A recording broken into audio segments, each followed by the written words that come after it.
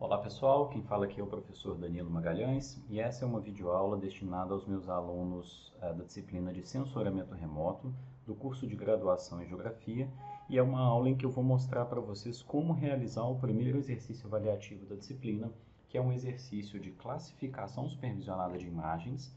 A gente está trabalhando com imagens do CIBERS 4A, para a geração de mapas de uso e cobertura da Terra em duas datas, para a gente poder verificar as mudanças no uso da Terra.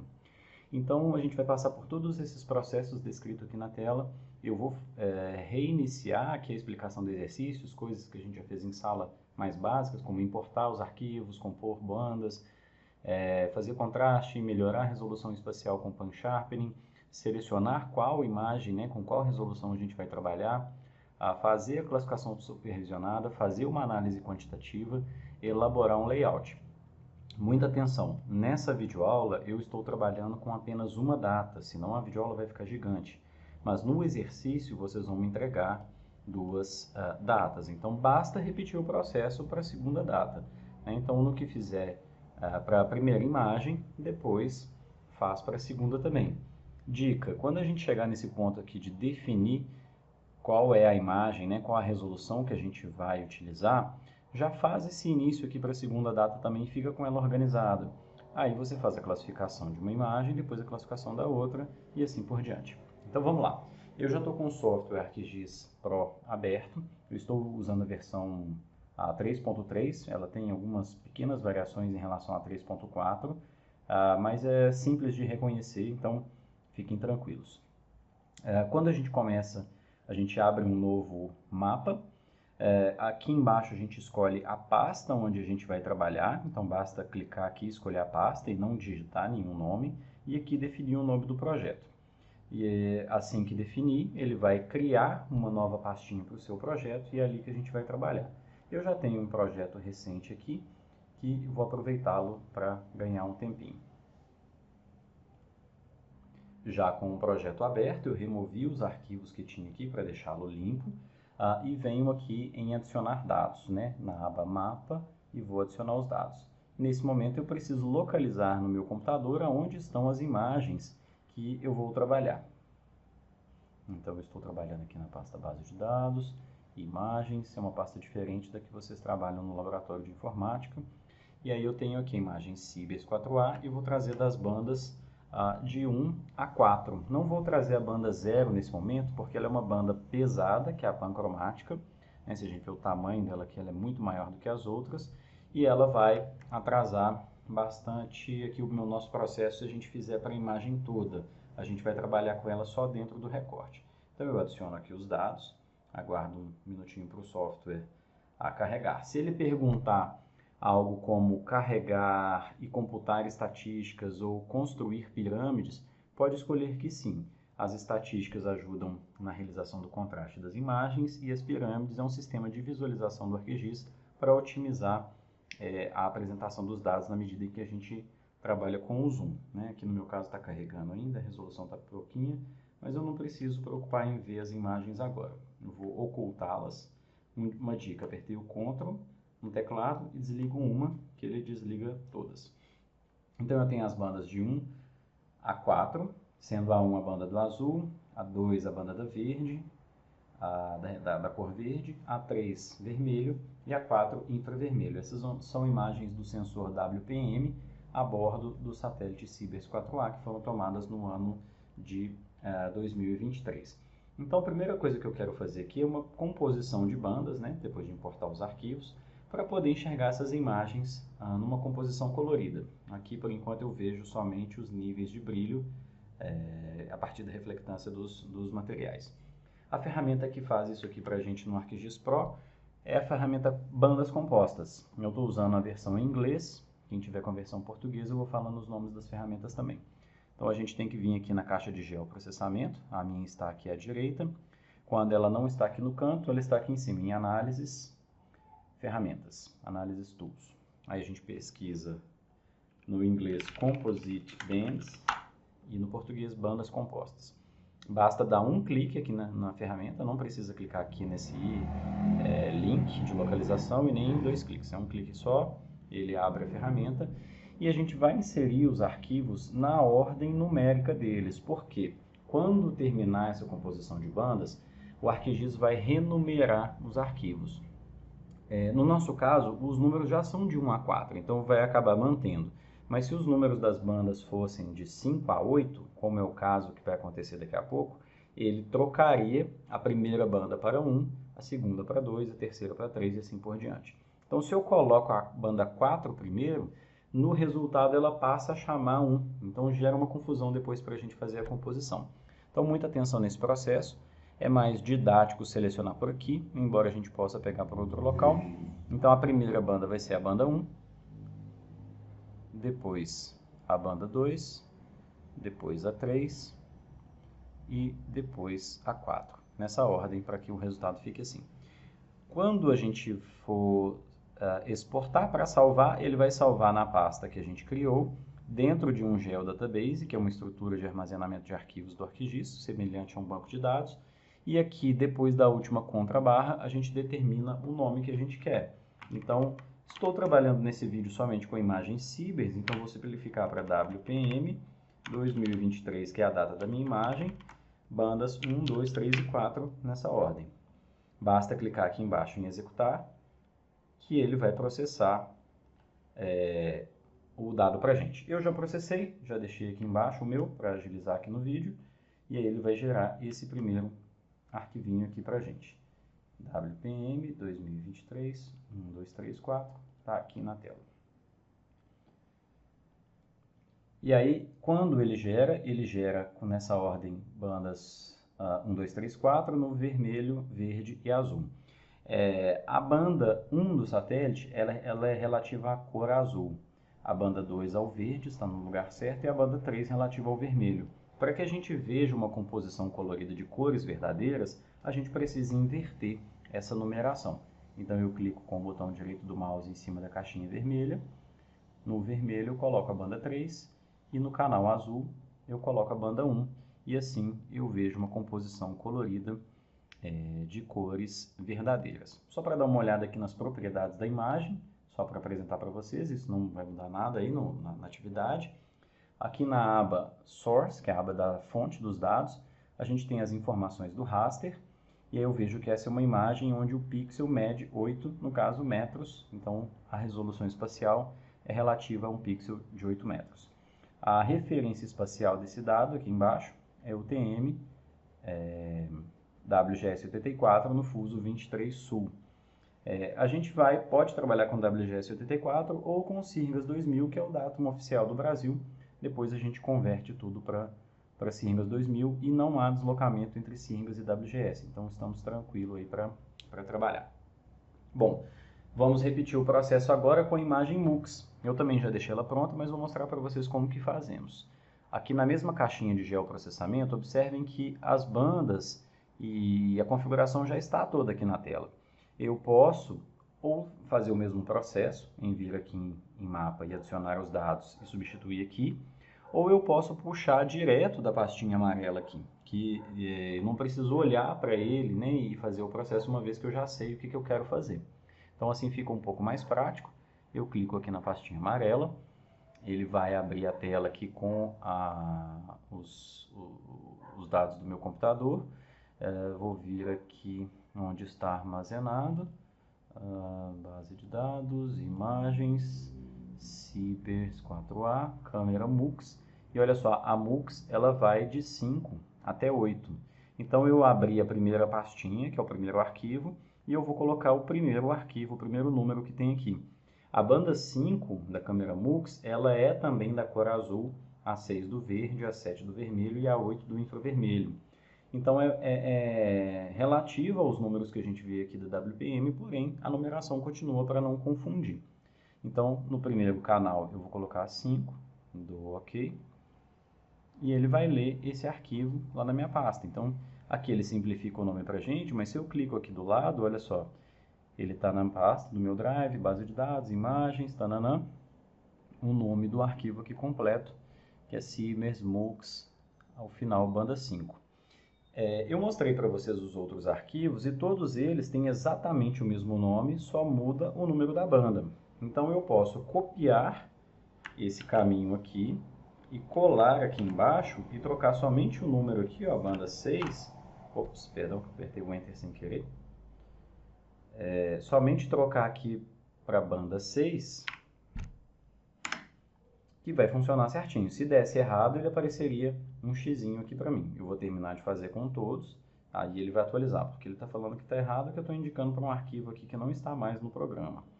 Então eu vou colar aqui a banda 7 e a próxima, a banda 8. E aí ele reconhece que os caminhos estão corretos. A saída eu vou deixar dentro do mesmo GeoDatabase. Agora eu vou chamar de MUX. E os números não são mais 1, 2, 3, 4, que eram... Eu vou guardar os números originais, né? Agora ele é 5, 6, 7, 8. Mesma coisa, basta clicar aqui embaixo em executar, que ele vai gerar o arquivo aqui pra gente. Eu já tenho o meu na tela. Estou trazendo aqui para ficar um pouco mais simples a nossa videoaula, né? Então executa, aguarda um minutinho que ele processa. Eu também já fiz a troca. Olha só como ele agora ele chama a banda de 1, 2, 3 e 4. A 1, o número original é 5, 6, 7 e 8. E já coloquei nos canais das cores verdadeiras. Então essa aqui é uma composição colorida de cor verdadeira. Se a gente utilizar a banda do infravermelho, ele vai gerar uma falsa cor, porque o infravermelho não é visível a olho nu, a cor que a gente colorir aqui vai ser falsa, por isso esses nomes a gente pode usar o infravermelho em qualquer um dos canais, aquele que for mais interessante para a gente. Olha como varia a resolução da imagem MUX para a imagem WPM. Eu vou dar 2 cliques em cima do arquivo, que é a mesma coisa que botão direito em propriedades, Raster Information, a resolução dela é de 20 metros. Então a gente tem uma resolução inferior à WPM, e aí com isso a gente tem menor definição dos elementos aqui na nossa imagem. Porém, para um trabalho em escala regional, isso é bom, né? Ter muito detalhe, igual a WPM traz, a gente acaba tendo um trabalho maior de classificar essa imagem, tanto do ponto de vista humano quanto computacional. Bom, aqui agora eu vou mostrar para vocês como que a gente dá uma olhada no contraste da imagem. O ArcGIS, ele coloca um contraste automático para a gente, que na maioria das vezes é bom, e a gente pode usá-lo numa boa. E tem vários recursos para a gente trabalhar com ele. Eu vou começar do mais básico aqui e mostro algumas opções. Bom, estou trabalhando com a câmera WPM, e vou com o botão direito em cima do arquivo, escolho Simbologia.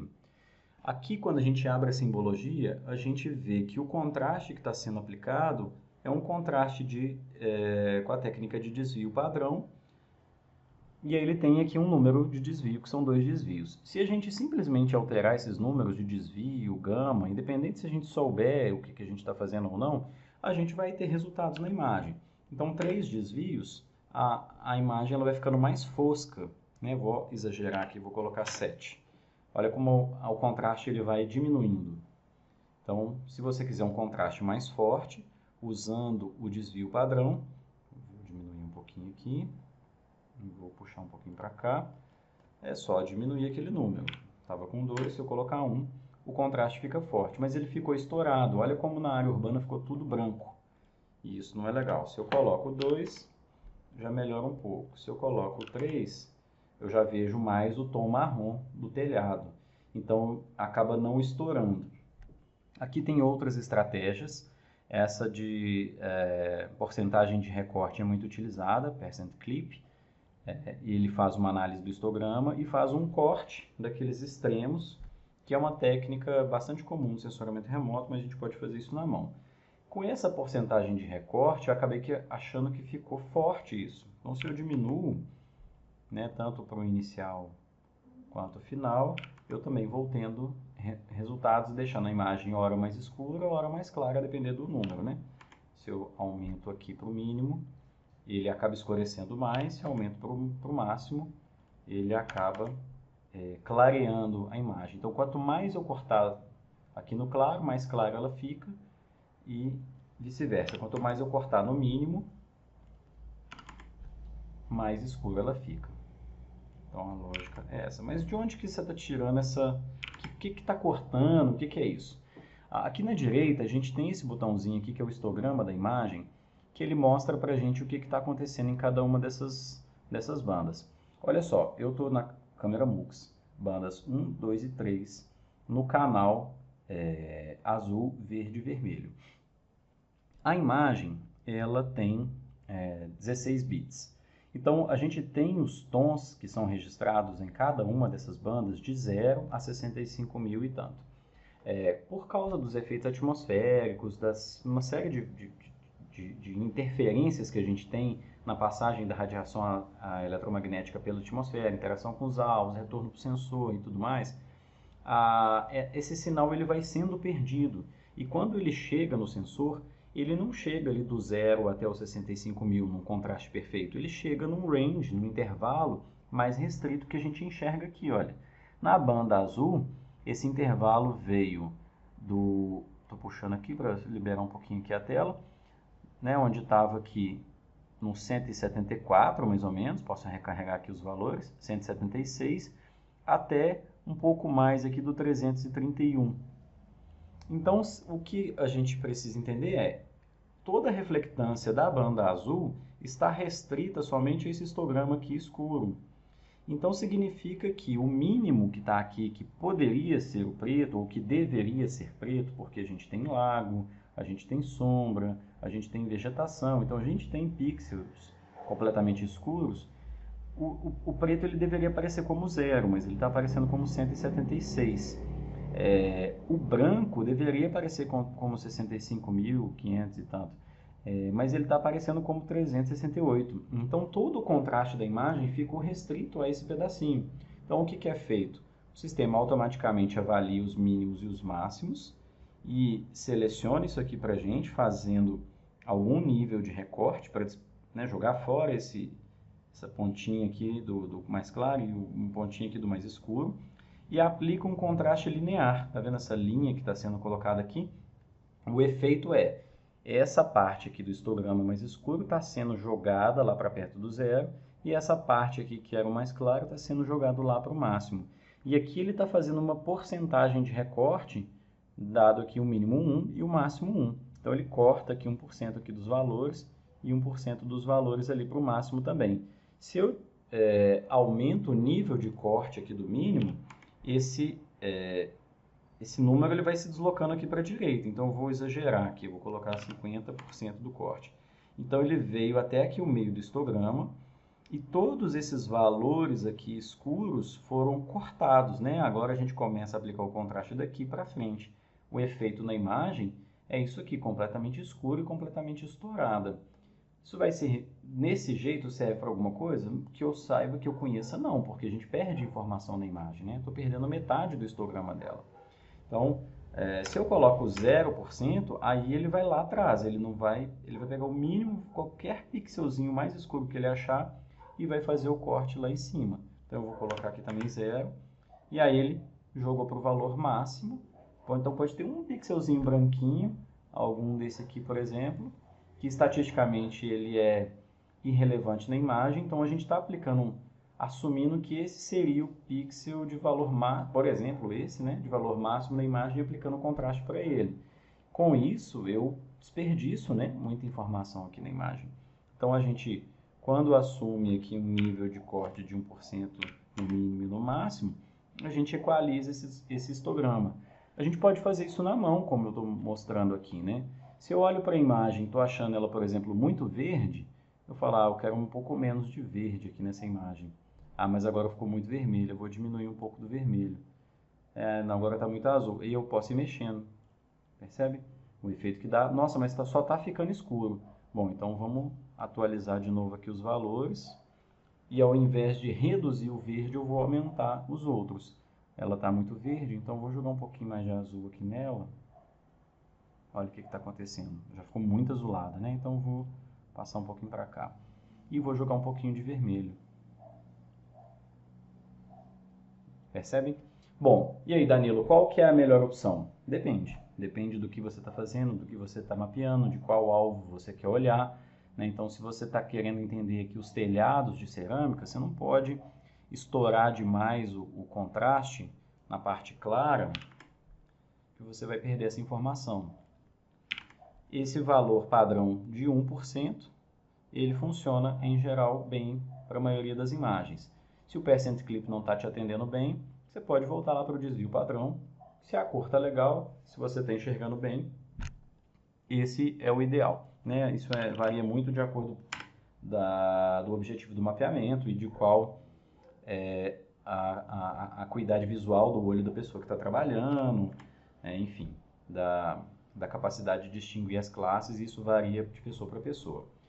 Vou manter o meu desvio padrão com 2, né, para seguir aqui, tentando condensar aqui os conteúdos para ser um pouco ágil. E agora a gente passa para o processo de melhoria da resolução espacial a partir do Pan-Sharpening. Porém, aqui a gente vai ter que fazer um processo, que é o recorte da imagem, que eu não coloquei aqui.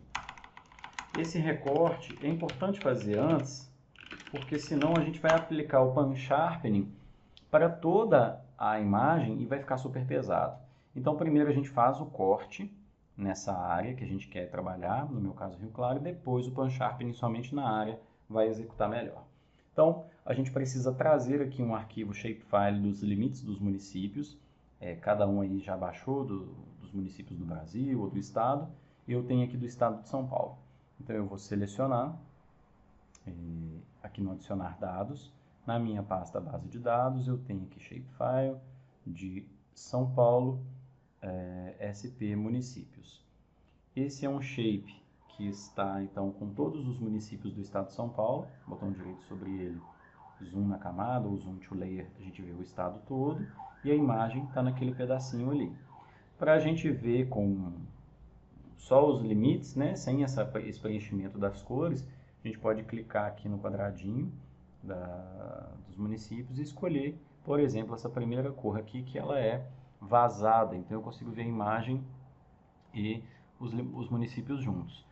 A cor preta em cima da imagem, ela não dá tanto destaque. Então, voltando aqui na simbologia, à direita, posso vir aqui em propriedades e colocar uma cor mais chamativa para este momento, né? Tipo um vermelho mesmo, para a gente poder definir, ou talvez até aqui um amarelo, vermelho não gostei muito não. Que eu consigo enxergar melhor o contraste, né, do polígono com a imagem, depois eu altero. Bom, eu sei já de cabeça que esse é o município de Rio Claro, e é com ele que eu quero trabalhar. Estou aqui na aba do mapa, usando a ferramenta Explorar. Quando eu clico em cima, eu vejo que ele abre uma tabelinha para a gente, que são os atributos desse shape, onde o nome do município, NM município, igual a Rio Claro. Se eu já estou vendo o município e já sei qual é, eu posso simplesmente utilizar essa seleção aqui e clicar no município que eu já seleciono, eu consigo fazer o trabalho. Agora, mas eu queria trabalhar com Analândia e eu não sei onde está a Analândia aqui em cima. Eu vou ter que clicar em todos? É uma opção, mas a gente pode fazer de outro jeito. Eu vou limpar aqui a seleção, selecionei com essa ferramenta aqui em cima, Clear ou limpar, ele tira a seleção. A gente aperta o botão direito do mouse em cima do shape de municípios, abre a tabela de atributos e faz uma seleção pelo atributos. Olha, já estou lendo aqui o nome do município. Se você localizar assim, a Analândia, você pode clicar no número aqui, no início da linha, né? Observa que ele tem o feed, que é o identificador, e antes tem um quadradinho, que é a estrutura da tabela, né? Que é um ponto aqui antes do identificador, que quando a gente clica, ele seleciona na tela.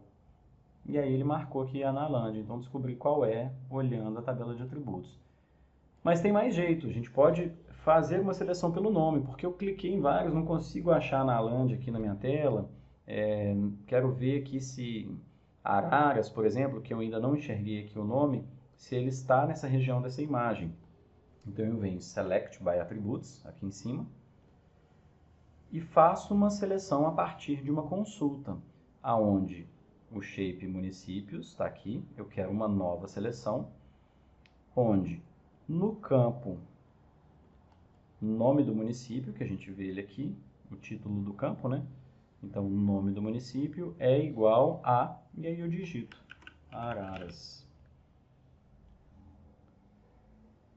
Vamos ver se ele achou certinho, porque a gente tem que ver se a gente digitou certo, né? Araras. Mando aplicar. E aí selecionou Araras ali em cima, poderia trabalhar também. Beleza? Essas três formas, tem outras formas ainda, são opções para a gente selecionar o shape e vocês precisam selecionar o município que vocês querem trabalhar. Eu vou trabalhar com Rio Claro mesmo, vou dar um OK aqui, vou fechar essa tela. Essa seleção para mim ela não vai me ajudar, então eu vou clicar aqui em Rio Claro e está selecionado. Quando eu clico em Rio Claro, eu preciso extrair esse shape do estado inteiro. Também tem várias formas de fazer isso, mas vamos fazer uma aqui que é o seguinte. Eu vou com o botão direito do mouse em cima do município, vou escolher dados, aqui embaixo Data, Export Feature. Eu vou exportar essa feição, que está chamando de SP Municípios, para dentro do meu Geodatabase. Olha, ele aqui no projeto ele criou um arquivo .gdb, a última barra eu vou chamar aqui de limite Rio Claro, deixando sempre tudo junto ou separado por underline. Então coloque o limite e o nome do seu município. E aí é extremamente importante fazer esse passo aqui, olha. Aqui em cima em Environments, a gente vai escolher o sistema de coordenada que a gente quer para esse shape. Por quê? Se a gente colocar desse jeito como está, ele vai sair em coordenadas latilong, WGS84, e lá na frente isso vai ficar um pouquinho chato para a gente. Como a gente está trabalhando com WGS84 e queremos passar para Sirgas 2000, vamos fazer isso direto, forçadamente. Só vou mandar ele gravar o UTM Sirgas 2023 Sul que vai funcionar. Se fosse outro datum, eu faria outro processo. Então aqui no sistema de coordenadas, a gente não tem aqui o Sirgas 2000 já pré-definido. Então a gente vem aqui nesse botãozinho aqui, que é um globinho, que é selecionar o sistema de coordenadas, e localiza os UTM Sirgas 2000 Fuso 23 Sul. Se ele já estiver em favoritos, maravilha, clica nele e manda aplicar. Provavelmente não está, então a gente pode pesquisar pelo nome ou pelo número. O número é 31983 para UTM Sirgas 2023 Sul. Agora, cada um está trabalhando com um município diferente, então talvez vai ser não Fuso 23 Sul, vai ser outro fuso.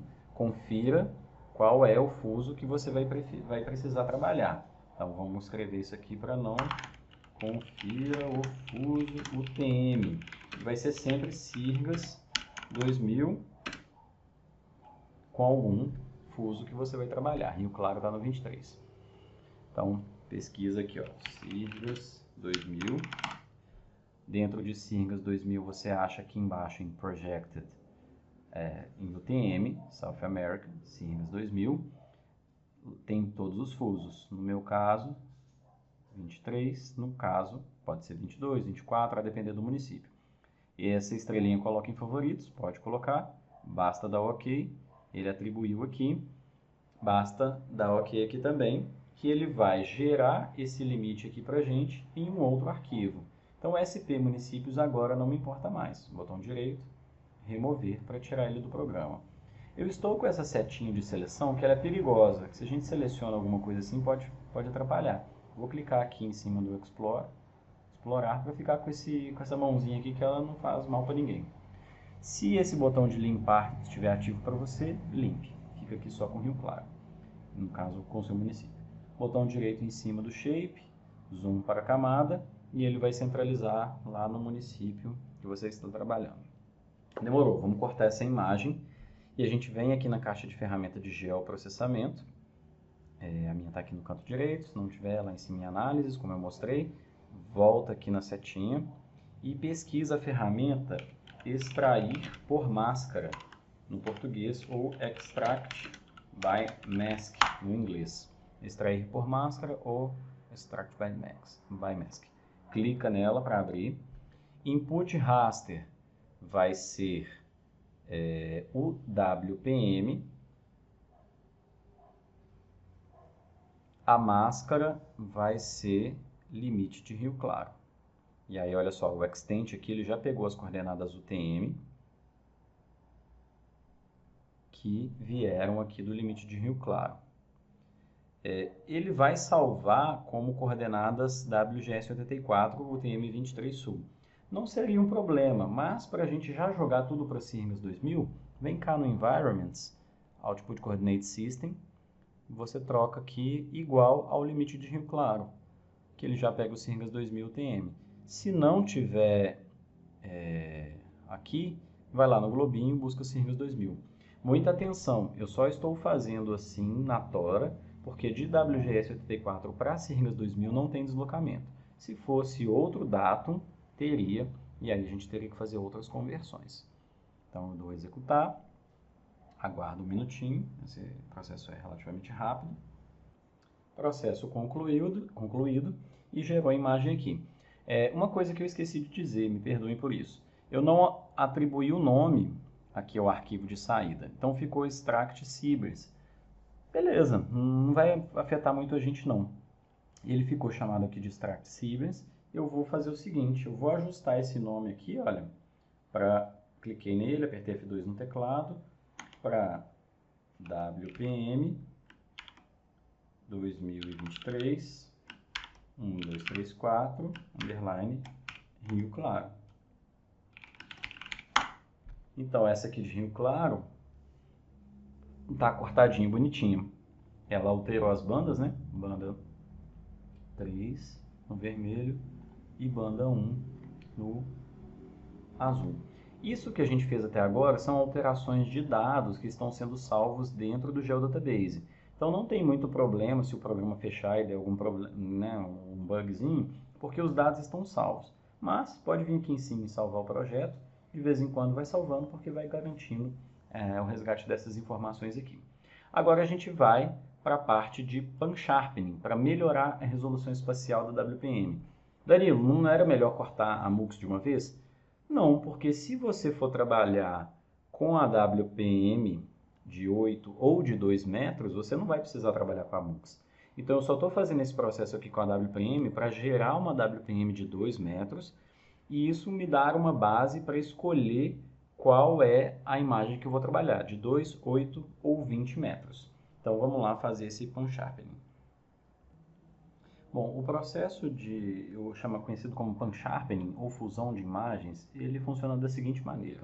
A gente tem a banda da imagem WPM, que tem as bandas multispectrais de 1 até 4, que operam nessa região do espectro eletromagnético. Então, de 0,45 até 0,9, 0,89 dividido em 4 bandas.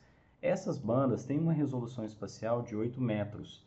E aí, nesse satélite, existe a banda pancromática, que é a banda 0, essa está marcada aqui como banda P, né? Mas é banda 0 quando a gente baixa o arquivo, que ela, de uma vez só, pega toda essa faixa aqui do espectro das outras bandas, olha só, de 0,45 até 0,9 nanômetros, nesse caso, perdão, micrômetros. E aí, por ser uma banda mais generalista do ponto de vista multispectral, eles fazem ela com uma característica espacial mais detalhada. Então a gente consegue substituir nessas bandas aqui multispectrais essa informação espacial que vem da banda pancromática. Então há um processo de fusão dessas imagens em que há uma alteração do espaço de cor, do RGB para o matriz, brilho e saturação, depois a gente entra nesses detalhes, mas que a gente gera ao final uma imagem multispectral de 4 bandas com a resolução de 2 metros. Quando a gente faz isso, o sistema precisa levar em conta o nível de brilho de cada banda. Como eu mostrei para vocês ali no histograma, tem algumas bandas que brilham mais e outras menos. As que brilham um pouco mais, um pouco menos, elas precisam ter mais ou menos peso na hora de fazer essa fusão da imagem, para que ao final gere uma imagem equilibrada. Então, a primeira ferramenta que a gente vai utilizar, né, quando eu pesquiso aqui no inglês pan-sharpening, ele me mostra duas ferramentas. Computar os pesos para fazer usar essa ferramenta do pan-sharpening, e depois criar o pan-sharpening. Pelo que eu estava dando uma pesquisada aqui, no português, a primeira, salvo engano, ela chama calcular pesos de fusão pancromática, né? Então, aparentemente esse é o nome que está no português, que no inglês é Compute Pansharpen Weights. Então, quando eu abro essa ferramenta, eu indico o raster de entrada, no meu caso é o raster aqui de Rio Claro, então pego aqui em Rio Claro. Ele pergunta qual que é a banda pancromática, eu vou lá na minha pastinha e localizo dentro daquela pasta onde tem as imagens originais, a Sibers banda 0, que é a banda Pan, é a banda mais pesada aqui, né, com 2 GB, dou OK e é só executar. Demorou um pouquinho o processo aqui, eu já fiz, e ele vai resultar uma tabelinha assim, que a gente vai ter os valores. Então, que a banda 1, ele entendeu que o peso é 0, a banda 2, 0,41, a banda 3, 0,25 e a banda 4, 0,324. Isso vai variar para cada região da imagem que você utilizar, para cada imagem, para cada data e tudo mais. Então, é bom fazer porque o resultado fica melhor. Se você não fizer isso, vai dar certo, mas a imagem vai ficar com uma cor estranha. Beleza, tendo feito isso, anote esses valores. Então, eu já copiei e já colei ali no meu bloco de notas, tá lá embaixo, anotadinho. E volta aqui para a ferramenta, né? Pesquisei Pansharpening, essa aqui, ó, criar um conjunto de dados raster fusionados por fusionado pancromático. Então, no português me parece que esse é o nome, criar conjunto de dados raster fusionado pancromático. Pelo Pansharpening ele já localizou no inglês. Então eu clico aqui, abro a ferramenta, então input raster a imagem de Rio Claro. O canal vermelho, de fato, é a banda 3, o canal verde 2, canal azul 1 e o infravermelho 4. A output, a gente vai pegar aqui, vai dar o nome, então WPM 1, 2, 3, 4, eu vou chamar, por exemplo, aqui de PAN na frente, para lembrar que essa recebeu a técnica de Pansharpening, ou fusão. A banda pancromática eu vou buscar aqui na pastinha e vou indicar a banda 0. E aí muita atenção, tem que ser a banda da mesma data, do mesmo local, a imagem da mesma data e local com a banda 0. Basta dar OK. E aqui eu vou atribuir os pesos. Dessas transformações, a de Brovey é a que tem funcionado melhor com a imagem Sibers. Porém, a gente vai editar os pesos. Quando eu editar o peso, ele vai entender que é uma transformação aqui personalizada. Então, voltando aqui para as minhas anotações, 1 é azul, 2 é verde, 3 vermelho e 4 infravermelho. Então, pode copiar esses valores, 4, que é do infravermelho, essa aqui 3 do vermelho, essa aqui 2 do verde. Curiosamente, o azul ficou 0. Eu vou acreditar nessa análise, se der errado, depois a gente tenta outros valores. E manda executar.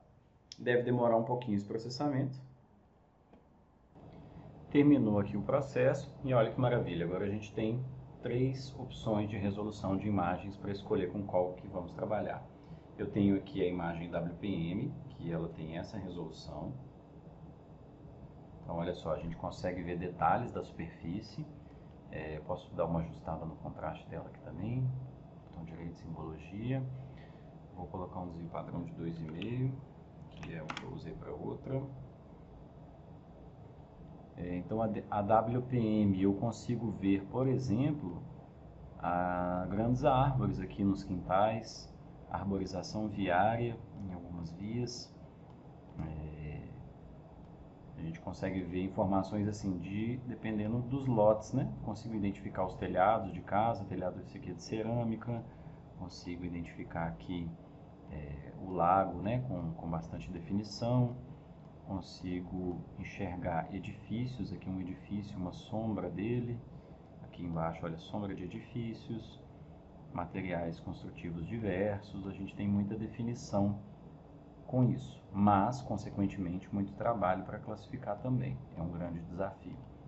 Com a imagem, né, então quando eu venho, por exemplo, para uma área mais rural, eu não preciso ver as linhas dos plantios, né, não sei exatamente esse aqui qual é, se é café ou soja, me parece talvez mais soja, para definir que isso é um plantio. Eu posso ter uma informação mais generalizada com outro sensor que também consigo classificar como plantio da mesma maneira. Visualmente é bom trabalhar assim, né, com alta definição. Porém, o processo humano e computacional é mais complicado. Talvez 8 metros me ajuda, ou talvez até menos. Com 20 metros eu consiga trabalhar. Então, essa definição de qual imagem a gente vai usar, ela é de cada uma das pessoas. Cada um que tem um objetivo específico no mapeamento vai ter que escolher qual é a sua imagem. Então, a gente pode usar também junto, né, nessas imagens aqui, a banda do infravermelho para entender melhor como que são os elementos. Eu vou colocar o infravermelho no verde para a vegetação brilhar bastante no verde. E aí o vermelho, né, puxou ali a cor na área urbana e olha como que a vegetação brilhou. Então, se é um mapeamento da vegetação dentro de área urbana, por exemplo, eu preciso de uma melhor resolução. Mas se eu quero mapear áreas rurais, talvez eu não preciso dessa resolução toda. Eu posso, de repente, trabalhar aqui com a câmera MUX e fazer um bom trabalho. Então, essa escolha aí é individual e vocês vão ter autonomia para escolher qual é a melhor banda que vocês vão, a melhor imagem que vocês vão trabalhar. Então, estamos aqui nesse item 5, isso é uma atividade individual, onde vocês vão definir. Escolham também quais são as composições coloridas que vocês vão trabalhar. Né? Então, se a gente está aqui, por exemplo, suponhamos com a câmera MUX, você pode experimentar trabalhar com outras composições e ver qual que é a melhor para o seu objetivo. Ah, mas eu não estou entendendo o que é isso aqui que eu estou enxergando. Olha numa imagem de melhor resolução, tipo a WPM, para você poder ter uma noção do que é. Olhe uma imagem de satélite do Google, olhe um Street View, e aí com isso vocês vão conseguir fazer a associação, né? Porque às vezes, assim, numa imagem de mais baixa resolução, é difícil da gente compreender o que é aquele elemento. E aí quando a gente pega uma de melhor resolução, a gente consegue interpretar melhor. Bom, para ser uma aula um pouco mais leve aqui no meu processo, eu vou fazer a classificação da imagem MUX, fazendo um uso e cobertura da terra mais genérico aqui para o município. E né, pela limitação das bandas ele vai ter alguns erros, mas tudo bem para esse exercício nesse momento. E aí cada um pode escolher aquela que quiser. Então, se eu tomei a decisão que eu vou ficar com a MUX, eu posso remover as outras e ficar somente com aquela que eu vou trabalhar. Cada um vai ficar com aquela imagem que trabalhar. Se for WPM, vocês já têm ela recortada no município. Se for a MUX, ainda não. Então, olha só, vou remover essas aqui e vou repetir o processo de extrair por máscara para recortar a minha imagem MUX. Então, eu vou colocar a MUX aqui como entrada, vou escolher o Rio Claro e vou chamar ela aqui de MUX 2023 5678 Rio Claro e executo para ter a imagem MUX dentro do meu município. Foi feito, já vou remover aquela que não é do meu interesse e vou ficar somente com essa aqui do município. Então, vocês que estão fazendo exercício, repitam o processo para outra data. Eu vou fazer com uma data só. Vou colocar uma composição de cores verdadeiras, só para ficar mais fácil o início do trabalho. E agora começa o processo de classificação supervisionada, que é o mais importante. Então, clicando na imagem, a gente vai ver a aba das imagens habilitada aqui em cima. E a gente vai abrir as ferramentas de classificação de imagem. Então, nesse botão aqui, a gente primeiro faz um treinamento da imagem, coletando amostras, e depois a gente faz a classificação propriamente dita. Então, o primeiro passo é clicar aqui, abrir a janela de treinamento, né, de coleta de amostras de treinamento. Ele abre essa janelinha para a gente e ele tem um template próprio do ArcGIS. Então, a gente precisa criar um template nosso para que esteja de acordo com as classes que a gente vai mapear. Então, Para isso, a gente pode criar aqui um novo esquema nesse botãozinho, né, que tem uma espécie de um asterisco ali, um brilhozinho. Nesse novo esquema, eu vou adicionar a classe que eu quero. Então, o que eu vejo nessa imagem? Eu vejo vegetação de porte arbóreo, por exemplo, aqui no horto e nas redes de drenagem. Eu vejo as áreas de cultivo agrícola, que eu vou generalizar tudo em uma classe só. Eu vejo o solo exposto, que foi também atribuída aqui a atividade agrícola, mas a classe é diferente pela cor, né, do que a vegetação. Então eu tenho o solo exposto, eu tenho ele nessa cor avermelhada, marrom avermelhado, e tenho ele numa cor mais branca também. Então eu tenho pelo menos duas classes de solo exposto. Esse aqui me aparece com um tom um cinza, um pouco roxo, então posso colocar 3 classes de solo exposto. Eu tenho algumas áreas de pastagem, tipo essa aqui, que são distintas das plantações. Eu tenho uma área urbana, que dentro do urbano eu consigo ver diferentes cores. Eu vejo o marrom da telha de cerâmica, eu vejo o branco, que predominantemente é o concreto, e eu vejo o cinza mais escuro, que é o asfalto. Embora ele esteja difícil de mapear nessa imagem, mas nas de melhor resolução é possível mapear, a gente consegue separar essas classes. A gente tem a água, que aparece aqui no Lago Azul, e em outros locais também. E numa imagem de melhor resolução, a gente tem distinção da água turva, como essa aqui, olha que ela é uma água barrenta, mas na imagem MUX está muito difícil de mapear, porque ele é um pixel muito pequenininho, então não vale a pena coletar a amostra de um pixel só. A gente tem as atividades minerárias que geram uma cor próxima aqui do um cinza puxando para o lilás, que é muito parecido com o asfalto que eu mostrei aqui em cima. Então a gente vai criar aproximadamente essas classes. Esse verde brilhante aqui provavelmente é uma aguinha que está barrenta, que está aqui na área de mineração. Não, se bem que eu estou usando as cores visíveis, não é essa água barrenta não. Isso aqui é algum objeto antrópico ali. Se fosse no infravermelho, que poderia ser assim, confundir. E a gente pode então colocar o infravermelho para aparecer aqui para a gente também ter algumas outras observações. Olha como a vegetação ainda tem destaques, né? A pastagem, quando a gente joga o infravermelho aqui no vermelho, ela ganha outras cores e a gente vai tentar distinguir essas classes. Então vamos lá, criar o esquema aqui. Primeiro eu vou vir aqui com o botão direito nele, editar as propriedades e vou chamar de uso e cobertura da terra. Esse é um esquema que ele pode ser utilizado em diversas situações. Então a gente vai criar a estrutura para dentro dela coletar as amostras. Organização, vou chamar aqui de Unesp, isso é à toa, né? Não precisa pôr essas descrições aqui, mas coloquei. Mando salvar e ele está aqui para a gente. Aí eu vou começar a colocar aqui as novas classes, né, que eu quero mapear. Então eu vou começar primeiro com as de vegetação. Cliquei, vai ser vegetação arbórea. O valor é um número que identifica de 1 até x. Então a gente pode começar, a gente pode fazer assim, por exemplo, o número 1 no começo, ele representa a vegetação. E aí o segundo número, qual tipo de vegetação, por exemplo. Então 11, vegetação, é como se fosse 1.1, né? A vegetação de porte arbóreo. E eu quero ela na cor verde escuro, no resultado do meu mapeamento. Vegetações em tons verdes, coisas antrópicas, né? Por exemplo, inclusive os cultivos agrícolas, vocês podem colocar outras cores, vai puxando para amarelo e tal. Água em tons azuis, áreas urbanizadas em tons cinzas, então vamos usar cores mais lógicas, né? De fácil interpretação. Pode dar OK. E vamos criar uma próxima classe. A próxima classe, ela está dentro do uso da terra, não da vegetação arbórea. Se eu criar uma classe clicando em vegetação arbórea, ela vira uma subclasse. Dá para trabalhar assim, mas agora não é o momento.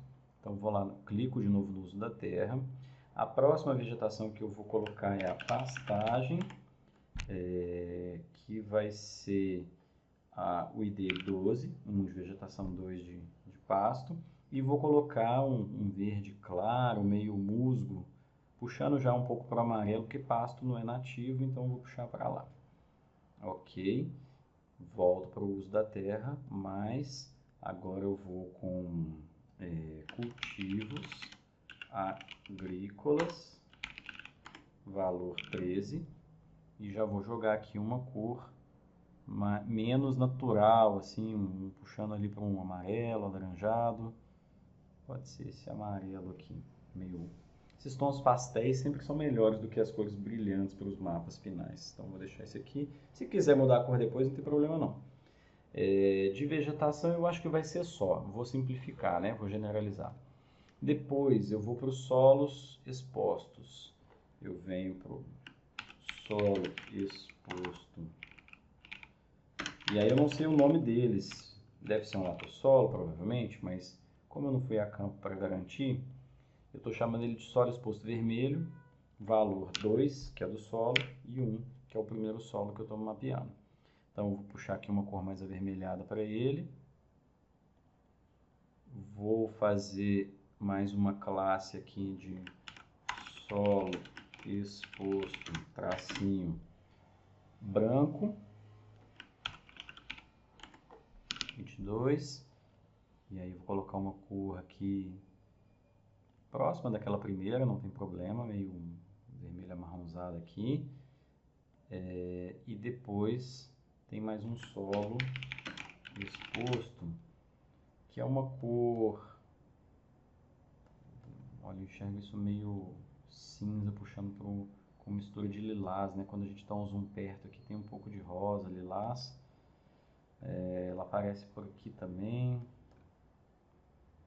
E algumas áreas de mineração. Então, quando a gente põe um infravermelho também, essas coisas vão ganhando outras cores, né? Então, esse solo aqui, por exemplo, ele ganhou uma cor mais azulada. Então, eu vou colocar aqui lilás. 23, e vou colocar uma corzinha aqui para ele, tipo isso. Beleza. Eu quero também a área urbana, e vou colocar a área urbana, eu vou tentar separar as classes. Eu vou colocar o marrom das telhas, o branco do concreto e o cinza do asfalto. Nesse momento de classificar, é melhor a gente ter mais classes e subdividir, e depois a gente fazer possíveis agrupamentos do que a gente reduzir as classes, porque o sistema ele vai identificar as cores dos objetos e vai separar para a gente. Então, se eu marco, por exemplo, que a área urbana, eu faço uma amostra que pega tudo aqui, que joga na mesma amostra vermelho e branco, vai ser uma miscelânea de coisas. Então, qualquer coisa pode ser área urbana. Quando a gente define melhor as corzinhas, ele classifica um pouco melhor. Então, vou colocar aqui área urbana. Vou colocar aqui cerâmica, que são as telhas de cerâmica, valor 31, 3 de área urbana e o primeiro dela. Vou colocar um cinza claro. E ok. Volto aqui no uso cobertura, adiciono uma classe, área urbana, concreto, valor 32, coloco um cinza um pouco mais escuro, esse aqui tá bom, uso cobertura da terra, adiciono, área urbana, asfalto. Quem está trabalhando com melhor resolução, WPM ou pancromática, tem ainda mais classes, vai conseguir mais detalhes na área urbana. Então, valor 33 e um cinza ainda mais escuro. Ok. Que mais que eu vi aqui? A água. Então, vai ser o 41. E aqui eu não consigo separar a água limpa, que é sem turbidez, né? Limpa no sentido da turbidez, da turva. Até dá para ver a água turva aqui no Rio Barrento. No infravermelho, isso aqui vai aparecer um brilho. A água ela vai ficar mais verdinha. Mas a resolução dessa imagem vai ser muito difícil de eu pegar amostras aqui. Então, na câmera MUX, não vale a pena, mas na WPM, e especialmente na pancromática, a gente pode separar água limpa de turva. Então, vou adicionar aqui a água genérica, valor 41, e uma cor azulada para ela. Vou pegar, por exemplo, essa aqui. O que mais que eu falei? Devo ter falado mais alguma coisa que talvez estou me esquecendo. Mineração. Eu acho que eu vou jogar a mineração junto com aquele solo lilás que eu falei, porque está muito parecida a cor e eu simplifico. Não, vamos criar uma classe para mineração separada. Se der depois confusão de classes, a gente junta no final. Então, vou colocar aqui rocha exposta, tracinho mineração, que o valor ficou 51. E aí aqui eu coloco uma cor mais exótica, né, que é uma atividade antrópica. O termo uso e cobertura da terra, ele atende isso, porque em muitos casos a gente interpreta o uso que está sendo dado. Então, por exemplo, a área urbana é uma área urbanizada, ocupada, né, antropicamente. Agora, a cobertura ela está mais ligada àquilo que está acima do solo, independente do uso dado. Por exemplo, vegetação arbórea.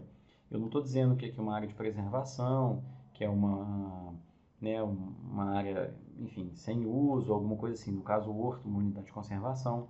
Mas estou dizendo que o elemento que existe cobrindo a terra é aquele. Em outros momentos é melhor a gente falar qual é o uso dado, como cultivos agrícolas, como mineração. Por isso o termo uso e cobertura, ele atende esses dois universos, que é natural que a gente escolha momentos para falar de uso e de cobertura. Bom, agora a gente coleta amostras para cada um desses elementos. Então a gente criou o esquema, vou salvá-lo aqui. E aí aqui embaixo, não tinha feito isso antes, eu vou escolher um local, porque eu posso levar esse esquema para casa, usar nos próximos trabalhos. Então eu vou abrir a pastinha aqui. Vou colocar aqui nesse local onde estou trabalhando, que vai ser, por exemplo, aqui. Cada um põe na sua pastinha aí. Esquemas. Então ele chama de cobertura da terra dentro da minha pasta de esquemas. Beleza? Está salvo. Agora eu coleto a amostra para cada um desses elementos. Então eu vou começar com a vegetação arbórea. Quando eu clico nela, ele habilita esses botõezinhos aqui em cima. Então, os polígonos, a gente pode fazer quadradinho, retângulo, bolinha, não tem importância o formato do polígono. O que importa é que ele colete uma boa amostra. Então, eu posso usar a banda do infravermelho para me guiar. Aqui o vermelho eu estou achando que ele está com muito contraste. Então, a gente pode ajustar lá na nossa simbologia esse contraste. Vamos ver se genericamente aqui o desvio padrão vai ficar melhor. Ou a porcentagem de recorte, em que a gente recarrega esses valores, porque eles foram alterados. Com o infravermelho está ficando muito estourada. Melhor o desvio padrão mesmo.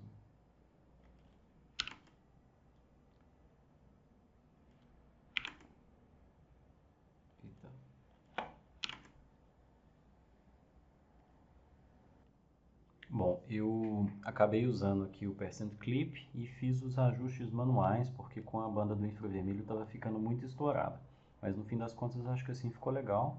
Dá para ver até a vegetação aqui dentro da área urbana, dá para definir essas outras áreas aqui com bastante nitidez. Então é interessante a gente poder fazer esses ajustes manuais, né?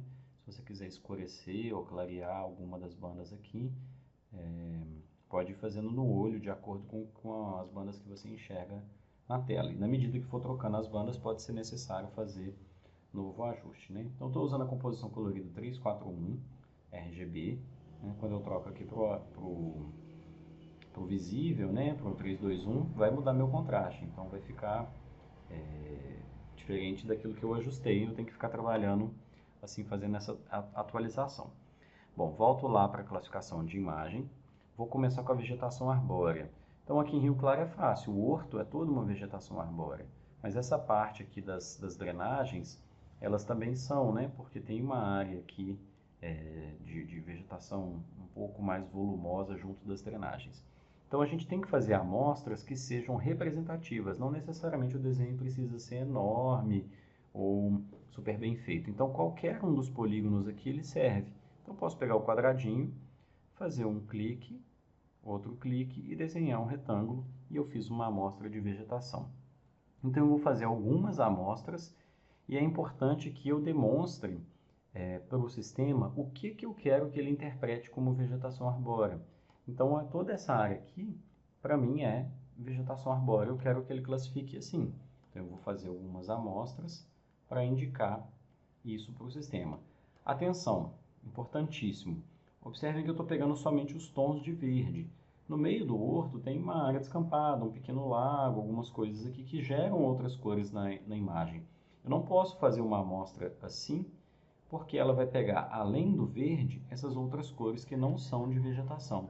Isso vai comprometer a minha imagem, né? A classificação da imagem, porque o sistema vai entender que do vermelho até o verde tudo pode ser vegetação. Então ele vai fazer uma confusão danada.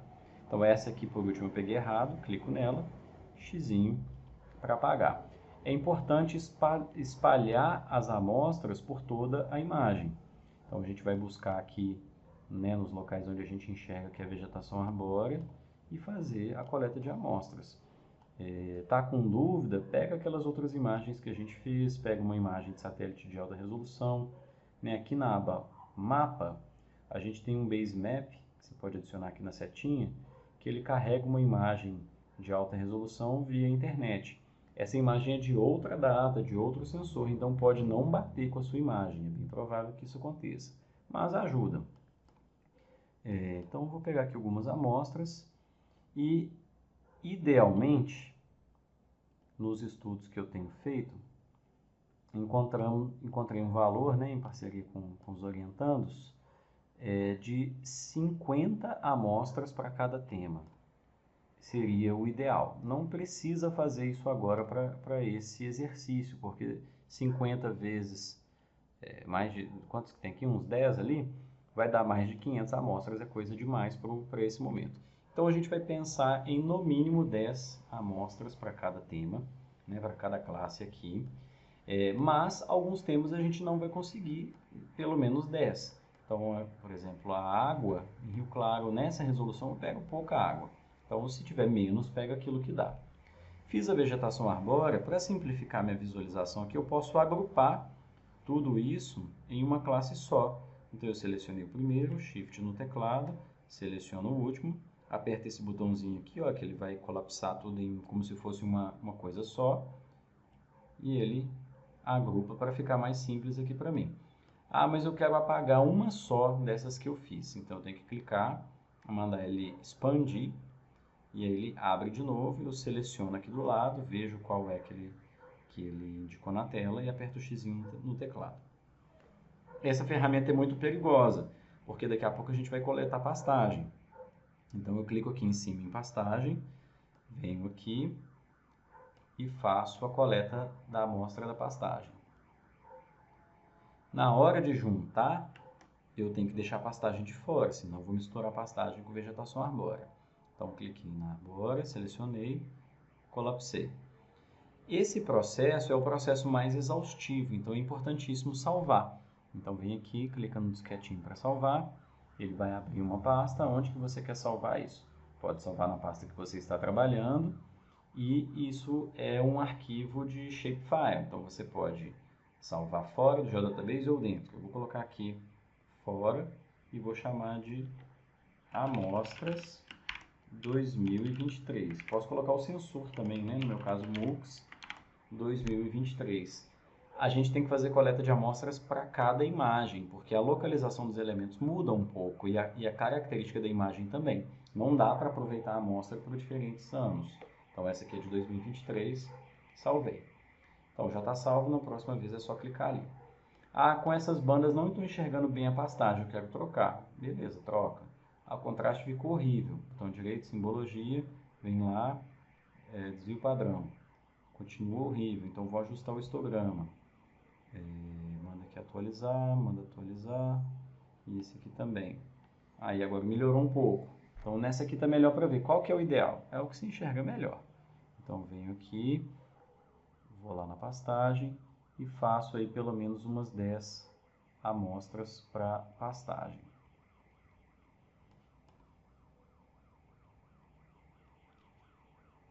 Pega lá e salva. Aí fiz, mando colapsar, salvo e sigo o processo para todos os próximos itens. Detalhe para a coleta de amostras aqui na área urbana, né, porque os elementos são muito pequenos e aí tem essa confusão aqui na classificação. Estou pegando para os telhados onde predomina o telhado de cerâmica. Então essa cor aqui meio rosinha, puxando marrom meio rosinha, então eu vou evitar os pixels brancos, eu vou pegar só aqui laranja, rosinha, que é a cor do telhado de cerâmica. Eu quero que ele entenda que essa variação dentro desses pixels aqui que eu estou pegando é o que eu quero chamar de telhado de cerâmica. Tudo é área urbana, mas se eu jogar tudo numa classe só, vai virar uma mega confusão. Então a gente faz essa subdivisão, pegando amostras, deixando bem claro só aquela cor que a gente quer. Essa técnica que a gente está utilizando, ela é uma das técnicas empregadas para classificação, mas ela tem suas limitações, então vai ter um erro no resultado, é normal. Mas estamos fazendo aí um primeiro processo, né? Então eu gerei aqui as de cerâmica, salva. Agora o que eu chamo de concreto é o branquinho. E esse branco é muito igual ao solo exposto branco, então é normal que confunda. Quando as cores são muito iguais, o sistema vai confundir, especialmente com poucas bandas, igual a gente está trabalhando, que são só 4. Quando a gente tem mais bandas, essa possibilidade de extinção ela melhora. Mas aqui a gente vai tentar dentro daquilo que a gente tem e vamos ver como é que vai funcionar. Se as classes não se distinguirem de forma alguma, depois a gente agrupa elas no final e aceita a limitação que a imagem impõe, a imagem e o método impõem para a gente. Então, olha só como que eu estou pegando o que eu chamo de concreto é só o que é branquinho e o que era cerâmica é só o que é o rosinha ali, avermelhado, né? Então, peguei aqui várias, no mínimo 10. E agora eu vou chamar aqui o asfalto. O asfalto vai ser o mais chato. O tom do asfalto é parecido com esse aqui, olha. Então, ele vai acontecer em alguns pátios, né, de indústrias, vai ser um pouco mais fácil da gente pegar. E nas rodovias, onde são vias mais largas. Então vai ser um pouco difícil aqui de mapear ele com precisão. Eu sugiro pegar mais essas áreas mais largas, assim, ó, tipo indústrias que tem uns pátios. Na cor visível ele fica nessa tonalidade. É muito provável que confunda com a mineração, mas como eu disse, vamos tentar separar. Se não separar, a gente depois agrupa. Aqui na rodovia tem alguns trechos que dá para pegar e cuidado para não pegar verde ou outras coisas juntos, senão sua vegetação vai ser parte dela convertida em asfalto e vai ficar um resultado horrível. Fugiu da tela, botão direito, zoom na camada e localiza. Beleza? Beleza, terminei de coletar as amostras, salvei aqui bonitinho e agora eu posso continuar o processo de classificação. Então a gente estava aqui atrás, né, clicando aqui na imagem esquerda, em cima em imagens e ferramentas de classificação. A gente pode vir direto para o Classify ou a gente pode vir aqui para o assistente de classificações, Classification Wizard. Aqui é um pouquinho mais fácil, aqui nesse da esquerda, então eu vou por ele. A gente clica ali no Classification Wizard. O método vai ser um método de classificação supervisionado, porque a gente acabou de escolher as classes, então a gente está supervisionando. Ele não vai ser baseado em objeto, porque a gente não segmentou a imagem, ele é baseado em pixel, então a gente clica aqui Pixel Based. O esquema de classificação é esse que a gente acabou de criar, né? Então a gente vai procurar aqui o esquema e eu salvei ele na minha pasta aqui.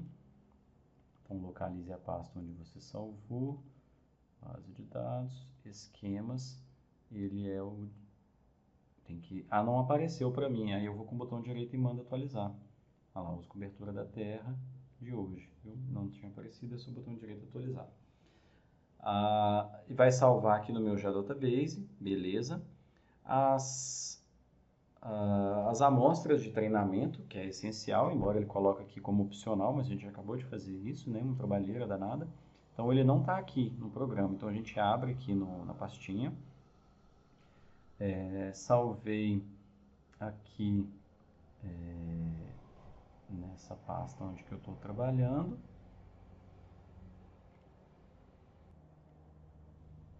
Fui aqui na pasta do projeto, chamei aqui de amostra MUX, também não estava aparecendo, botão direito, refresh, ele aparece.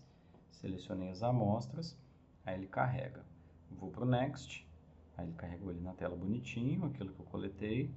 Essa aqui, como a gente está nesse assistente de classificação, nesse Classification Wizard, ele meio que retoma o processo, né? Eu poderia coletar mais amostras aqui, mas não é o caso. Então eu avanço. A gente tem dois classificadores principais aqui, mas tem 4 disponíveis, que são o Support Vector Machine e Random Trees. Random Trees também conhecido como Random Forest. Esses são os melhores atualmente. O Support Vector Machine no ArcGIS ele está funcionando um pouquinho melhor que o Random Trees, então eu sugiro ele. Nos testes que eu fiz, esse valor default de número máximo de amostras por classe igual a 500 funciona bem, e aí pode executar. Run. Costuma ser rápido, não deve demorar muito aí o processamento. Ele finaliza o processo e joga aqui um preview para a gente ver se está do jeito que esperamos. Então, o arquivo ainda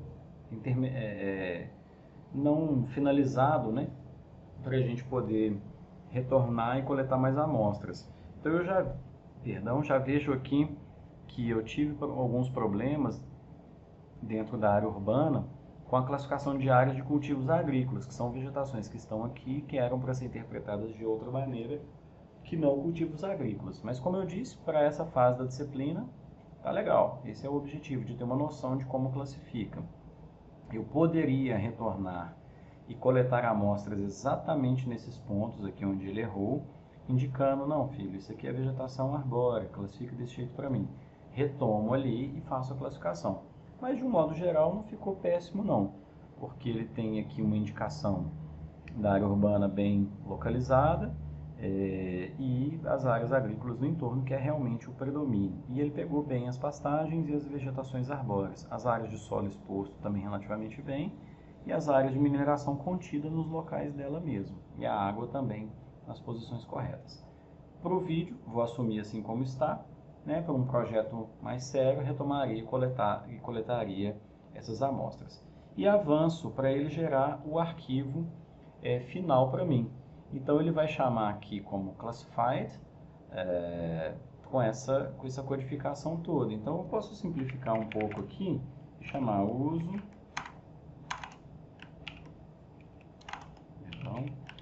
da terra 2023 da MUX, ou MUX 2023. E ele foi classificado a partir desse preview que eu vi, só para isso ajuda o computador, né, a já aproveitar a informação que está aqui para ele processar novamente. Então eu rodo, e aí ele está gerando agora o arquivo final para a gente. O preview é só um arquivo intermediário, embora a partir dele a gente já possa processar algumas coisas e tudo, mas não é o arquivo final. Bom, já gerou aqui para a gente esse uso da terra. Vou desligar aqui o preview. E vou mostrar para vocês, né, estou clicando aqui em cima na lista das informações a partir da fonte de onde elas estão salvas, que esse uso da terra ele já está dentro do nosso Geodatabase. Então vou ficar com ele por aqui. Bom, e agora a gente vai para o processo de análise quantitativa. Então, quem está trabalhando aí com as duas imagens, volta lá, já classifica a segunda data, fica com essas imagens aí prontas. Para fazer análise quantitativa, a gente tem alguns caminhos.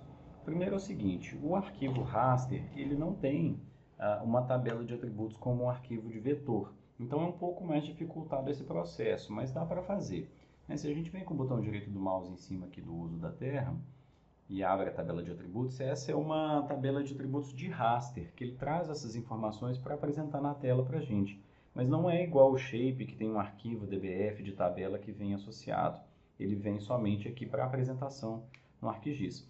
Uma das estratégias é a gente construir uma tabela de raster, que tem uma ferramenta para isso, ou a outra seria converter para vetor, que é um processo um pouco mais demorado. A gente vai fazer a construção dessa tabela de atributos do raster, que no inglês a ferramenta é Build Raster Attribute Table. Então, provavelmente no português aí é construir tabela de atributos raster, ou criar tabela de atributos raster. Então, é só clicar aqui nessa ferramenta. Input raster é o nosso arquivo classificado, no meu uso da Terramux, e é só executar. Não vou sobrepor, nem vou criar color map. Então, é só executar, ele vai dar uma piscadinha na tela, e quando a gente abre agora a tabela de atributos novamente, apareceu uma coluna muito importante, que é a coluna Count, que ele vai contar quantos pixels existe, né, em cada uma das classes. Então, na vegetação arbórea e tudo mais, cada um desses aí tem esse número de pixels. A imagem que eu trabalhei, ela possui a resolução espacial de 20 metros. Então, cada pixel da imagem equivale a uma área de 20 vezes 20 metros, que é igual a 400 metros quadrados. Então, eu posso fazer uma contagem de pixel vezes 400, que eu vou ter uma área resultante em metros quadrados. Trabalhar com metros quadrados para o município inteiro é um pouco exagerado. Então, eu posso dividir isso por 10.000, porque 10.000 equivale a metros quadrados equivale a 1 hectare, né? 10.000 metros quadrados é igual a 1 hectare.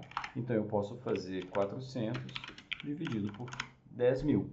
Então, eu vou ter a coluna Count, que é a coluna dos pixels, multiplicado por 400, dividido por 10.000. Posso fazer assim com parênteses para ele processar uma coisa depois da outra, mas de ambas as formas vai dar. Então, eu preciso agora de uma coluna aqui para calcular a área e executar essa função, né, essa equação que eu mostrei aqui para vocês. Vamos fazer isso aqui no ArcGIS. Então, o primeiro passo aqui depois, né, da tabela de atributos é adicionar. Com a tabela aberta, a gente vai ver aqui a DD Field, adiciona um novo campo e ele vai ser o campo de área, underline, HA, para eu lembrar que é em hectares. E o tipo de dado, né, não vai ser número longo. Eu vou clicar aqui e vou colocar double, que é o duplo, que é o número que ele vai aceitar valores inteiros e também casas decimais. Então, área, double, aqui em cima ele habilita um botão de salvar, a gente salva ali. Posso fechar esses campos aqui, tenho aqui a tabelinha. Agora, eu faço um cálculo no campo área, que ele conte esses pixels e multiplique por 400 e divide por 10.000. Então, em cima do campo área, eu vou com o botão direito do mouse e mando ele calcular o campo, né, a calculadorinha de campo. E aí eu monto essa expressão que eu mencionei para vocês exatamente aqui, ó. A área é igual. Então, eu vou fazer aqui com vocês. A área é igual. Eu pego o campo count, dou 2 cliques nele, que ele abre aqui. Cliquei aqui na frente dele, uso a multiplicação que ele já tem aqui no programa, para não ter erro aqui, do símbolo que eu vou usar. Clico aqui 400, no meu caso, na câmera Mux 400. Se eu tiver com a WPM de 2 metros, é 4. Então, cada um faz o ajuste aí com a imagem que tiver. Se tiver com a WPM de 8 metros, é 16. E aí, depois divido isso aqui por 10, 1, 2, 3, 10.000. Eu gosto de colocar o parênteses aqui para ele ficar organizado e fazer uma multiplicação e depois a divisão, para não ter perigo de inverter. Mas no fim, se inverter, vai dar no mesmo resultado, não tem problema. Basta dar OK ou aplicar, vai dar na mesma. Se eu aplico, ele executa enquanto eu olho. Se eu der OK, ele executa e fecha ao mesmo tempo. Então, já temos aqui a área para essa data que classificamos. Quando fizer a segunda data, a gente vai ter a área para ela também, daí a gente tem uma análise quantitativa. Bom, agora vamos para o resultado. Né? Vamos agora para a última etapa aqui da videoaula gigantesca, que é a parte do layout, que eu vou fazer rapidão, e vou passar aqui para vocês as instruções. Então, vamos lá. Vou fechar essa telinha aqui. E aqui no ArcGIS, a gente está na aba do mapa, né, lá em cima. As outras ferramentas eu já fechei e tal. Vou salvar o projeto. Daqui para frente, agora é importante salvar as alterações de projeto. E a gente vem aqui em cima em inserir um novo layout. Eu quero um layout que seja, pode ser no tamanho A3, é maiorzinho, e deitado em paisagem.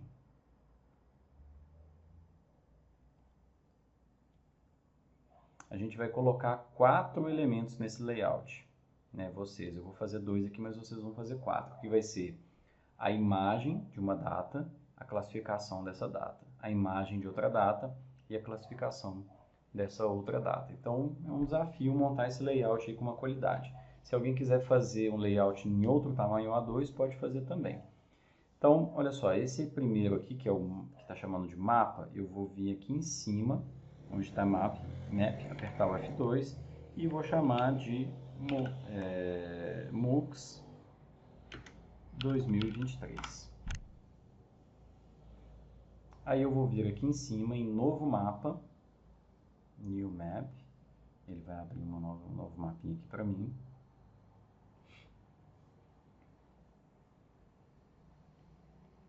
Vou desligar essas coisas aqui, posso até remover para isso não me incomodar. E vou chamar esse aqui de uso 2023. Beleza? Vocês precisam fazer isso para as duas datas. Então, vocês vão voltar aqui, novo mapa. Posso remover essa coisa daqui. E vou chamar de MUX, suponhamos que seja 2025.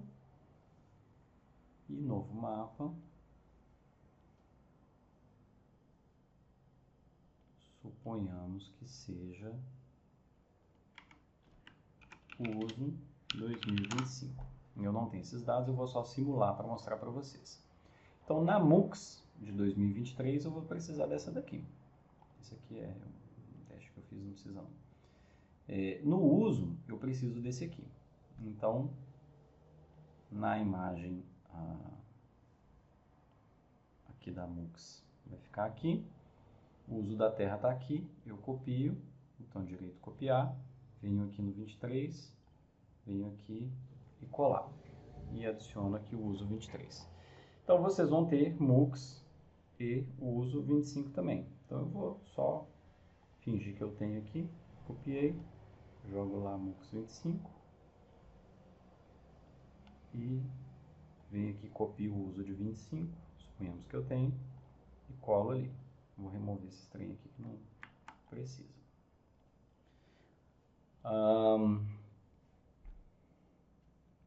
Beleza. E aí aqui no layout eu começo a organizar essas coisas. Então venho cá para o layout e vou dentro do layout adicionar um map frame. E aí ele pergunta qual que eu quero. Então eu quero aqui a MUX de 23. Faço um retângulozinho aqui que é onde eu vou enxergar a imagem MUX de 23. Pouco menos do que 1/4 da folha. Nesse tamanho ele está cortando aqui, está falando na escala 1 para 170 mil. Talvez 250. 1, 2, 3, aperto o Enter. Quase que 250 mil ficou bom. Então eu vou crescer um pouquinho, vou tentar fazer 250 mil. Ó, Rio Claro aqui, 250 mil está assim. Beleza? Agora então, essa daqui foi MUX 2023, está aqui, ó. Map frame dele e o mapa MUX 23. Posso mudar o nome do map frame se eu quisesse me ajudar a organizar. Aí eu venho aqui, novo map frame, coloco uso 23 e coloco aqui do ladinho para ficar legal de ver. Escala 250 mil. Beleza? Vou repetir o processo aqui embaixo. Map frame, MUX 25, fake, mas vocês vão ter a verdadeira. Ele ajuda aqui nessas guias pra gente. 250, 1, 2, 3. Quase que deu, vou subir um pouquinho. Evite encostar uma na outra, porque depois a grade coordenada vai ficar conflitando. Esse aqui pode subir um pouquinho para ganhar espaço na de baixo.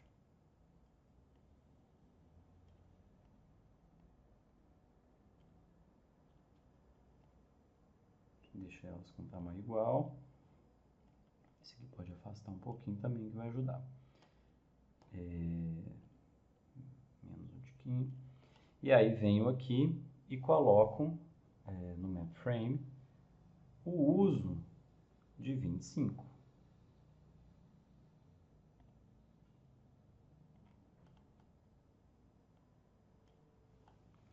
Parece que deu alguma coisa errada, ele vem em branco, é porque ele está desligado aqui, ó. Se eu vim aqui, está desligado. Aqui eu também conseguiria mexer nele. Beleza? Temos todas essas coisas aqui.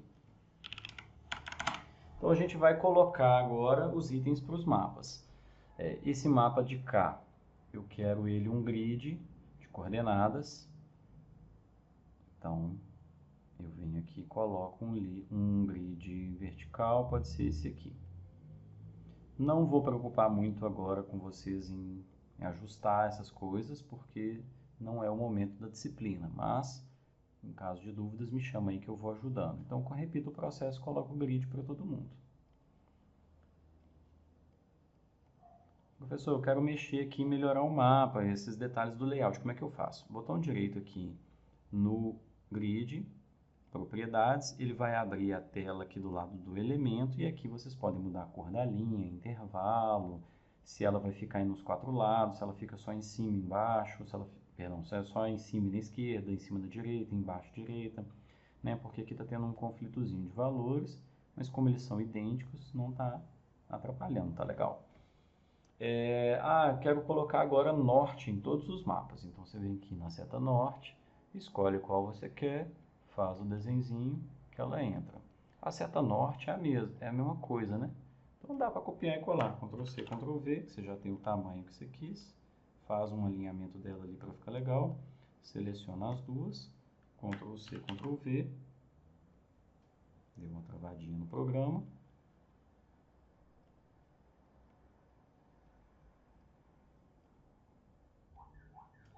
Falhou aqui para copiar as duas, então vou fazer uma de cada vez. Ctrl C, Ctrl V. Coloquei aqui embaixo.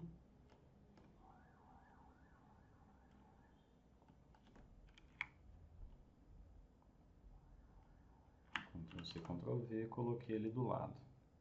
Se você quiser colocar o norte fora do mapa, pode usar um só para os 4, porque eles estão todos alinhadinhos. Mas dentro do mapa é mais legal. Escala, tá aqui. A gente pode escolher alguma aqui que seja métrica, né, no sistema métrico. Então escolha aquela que te agrade, faz o desenho dela aqui. Estou fazendo de uma maneira simples, dei 2 cliques nela para ele abrir as propriedades. Então ele está em quilômetros, não vamos usar por extenso, vou escrever só km. E aí eu vou ajustar aqui para que ela fique com valores arredondados. Então é o mesmo esquema do norte, eu posso colocar uma só para todas, ou posso fazer uma escalinha menor e colocar uma dentro de cada mapa. Vou simplificar aqui e colocar uma para todos. A escala numérica a gente pode pôr como texto dinâmico aqui em cima, mas acaba que depois a gente tem que editar, ou pode pegar esse Azinho aqui e escrever, né? Vem aqui então, escreve 2 pontos, 250.123. Apertei o Enter, só cliquei fora aqui, alinho uma com a outra, vou diminuir um pouquinho o tamanho dela, porque ela está ficando gigante. Para ver um tamanho legal, o meu mapa ele está sendo apresentado a 67% do tamanho real. Esse aqui seria o tamanho real da impressão do mapa. Então eu posso vir aqui, passou de 100%, e esse é o tamanho da impressão, então tá legal, tá bastante legível. Posso colocar um título aqui também com esse Azinho, então faço aqui uma área do título, escrevo alterações do uso e cobertura da terra em Rio Claro, 2023-2025. Aí eu vou reduzir isso aqui, né, porque ficou gigante.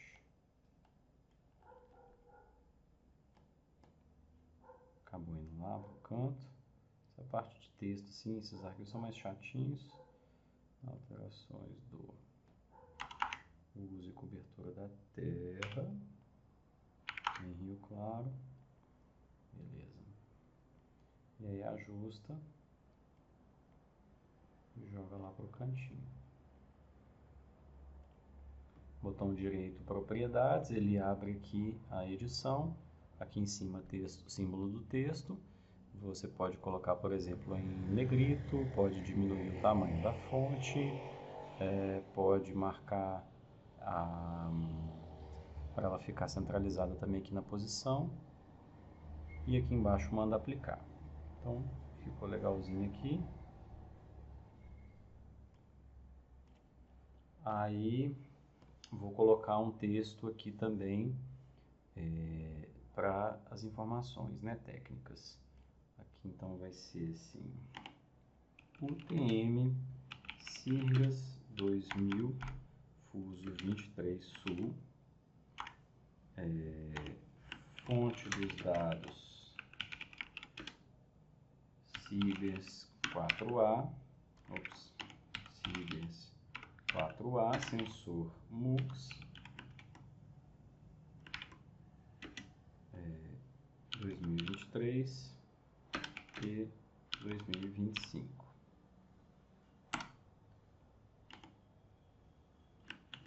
Classificação supervisionada no ArcGIS Pro, entre parênteses, suporte Vector Machine, que é o SVM, o nome do algoritmo.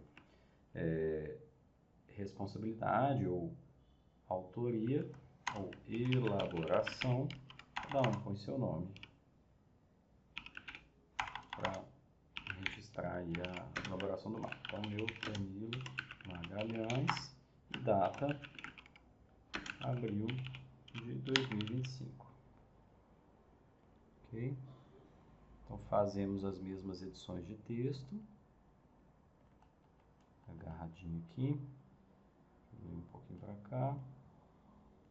Puxa para lá. Chama para aqui. Vem cá. Tá grande, né? Então, esse aqui é no elemento. Eu quero aqui que ele fique centralizado também.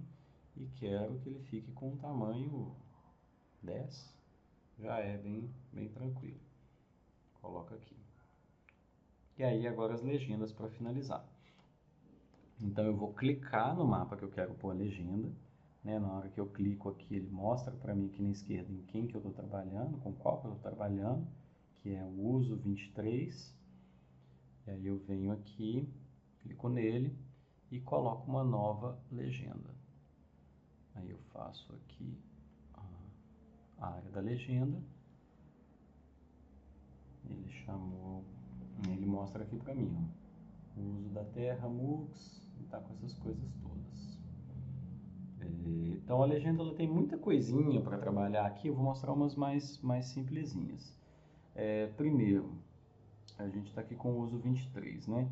Ele chamou o uso da terra MUX, então é melhor a gente renomear isso aqui. Cliquei, apertei F2 e escrever direitinho, igual o português manda. Uso e cobertura da terra 2023. Aqui embaixo, Class Name, isso não precisa aparecer, então aperto F2 e deleto. Ele está criando umas colunas aqui para a gente, que não precisa. Depois a gente vai ajustar. E aí eu quero que vocês coloquem os quantitativos de área. Então a gente pode ou colocar isso numa tabela, a gente pode fazer uma tabela inclusive no Excel e tal, bonitinha, ou pode pôr isso aqui na legenda, não tem problema. Então uma forma de fazer seria o seguinte: abre a tabela de atributos aqui do uso da terra e vai jogando esses valores para lá. Olha, a vegetação arbórea, selecionei, copiei, venho aqui na frente. Eita. Dei uma agarradinha aqui, copiei, venho aqui na vegetação arbórea, F2.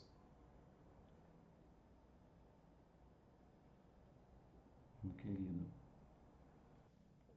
ele não está deixando a edição, então a gente faz o seguinte, vem com o botão direito no mouse aqui em cima do arquivo, simbologia, e aí dentro da simbologia a gente tem a coluna do label, que é o que aparece aqui no rótulo da legenda.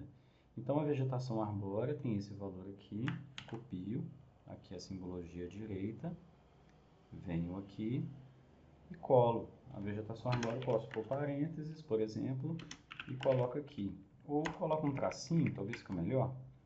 Tracinho, tantos hectares, 16.000 hectares. E assim por diante. Olha lá, ele vai atualizar aqui na minha tela à esquerda e atualiza na minha legenda também.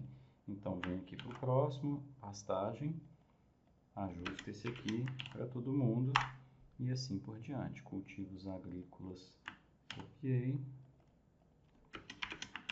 colei e informa sempre que é hectares, né? E de preferência colocando um pontinho ali para fazer a separação do milhar, né? Faz isso para todos, vou adiantar aqui, né, para não delongar muito. Volta aqui no layout. A legenda ele está colocando umas quebras assim, não é um problema grave, mas para ajustar, vai nas propriedades da legenda. E aí aqui tem algumas coisas. Por exemplo, o título legenda não precisa, então eu vou desmarcar. E aí aqui nos itens da legenda, logo aqui embaixo, né, a gente pode selecionar e ele vai falar assim para a gente quais que são os tamanhos, né, dos elementos que a gente vai visualizar. Perdão, aqui ele mexe só na área dos quadradinhos ali, né? Eu volto aqui em cima, na verdade aqui em cima, olha, dentro da legenda, nesse segundo botão, que é o arranjo daqui dos elementos, aqui ele tem a separação